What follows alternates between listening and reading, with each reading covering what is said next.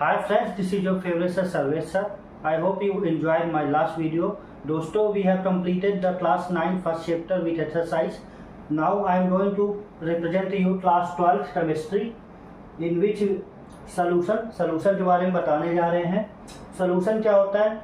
Solution दो चीज़ों से बनता है. पहला है solute और दूसरा है solvent. जब solute को solvent से मिलाया जाता है तो उसमें जो बनता है उसे हम solution बोलते हैं.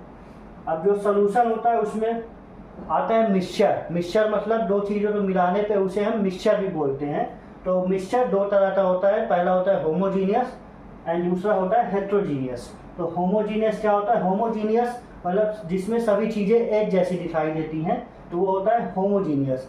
जैसा कि हम जानते हैं कि पानी में दूध मिलाते हैं तो दूध और पानी सब एक जैसा हो जाता है, तो उसी को बोलते हैं uniform composition and that is the example of homogeneous. And बात करते हैं हेट्रोजीनियस. जैसे हमने चावल में और दाल और मतलब डिफरेंट चीज़ों को मिक्स करने के बाद खिचड़ी खाई है, तो जो हम खिचड़ी खाते हैं वो होता है हेट्रोजीनियस का एग्जांपल.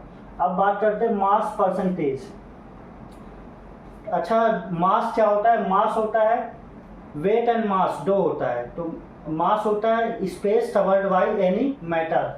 तो अब हम उसका परसेंटेज निकालना चाहते हैं तो उसके लिए फॉर्मूला यूज होता है mass of component upon total मास.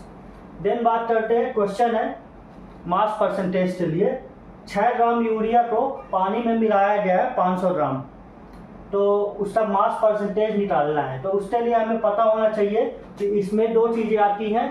पहला है सॉल्यूट एंड दूसरा है सॉल्वेंट. ये सॉल्यूट और सॉल्वेंट को साथ में लेकर ही हम मास परसेंटेज निकाल सकते हैं. तो हम इन दोनों का टोटल कर देंगे तो हमें टोटल मास मिल जाता है. फिर उसके बाद हम क्या करते हैं 6/506.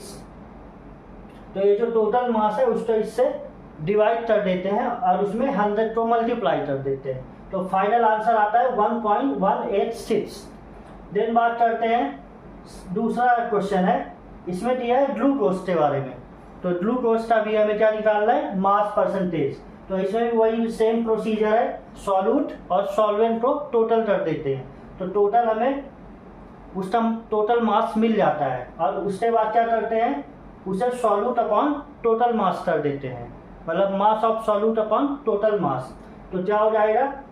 ये है मास ऑफ सॉल्यूट एंड ये है टोटल मास. तो इसको डिवाइड करते 100 से मल्टीप्लाई कर देते हैं तो आंसर आ जाएगा 7.877%. देन बात करते हैं वॉल्यूम परसेंटेज. अच्छा, मास और वॉल्यूम में डिफरेंस क्या होता है? जो वॉल्यूम होता है उसे हमेशा लीटर में रिप्रेजेंट किया जाता है और जो मास होता है उसे हम ग्राम या फिर किलोग्राम में रिप्रेजेंट करते हैं. तो क्वेश्चन से मोस्टली ग्राम का यूज होता है. अब बात करते हैं, यहाँ पे दिया है इथेनॉल दिया है जो 200 ml पानी में मिलाया गया है, तो 25/200 गुणे 100. इसमें भी फार्मूला कौन सा यूज हुआ है? Volume of solute upon volume of solution. तो हमें वॉल्यूम ऑफ सॉल्यूशन दिया हुआ है तो इसको डायरेक्ट हम मल्टीप्लाई करके डिवाइड कर देंगे तो आंसर आएगा 12.5%.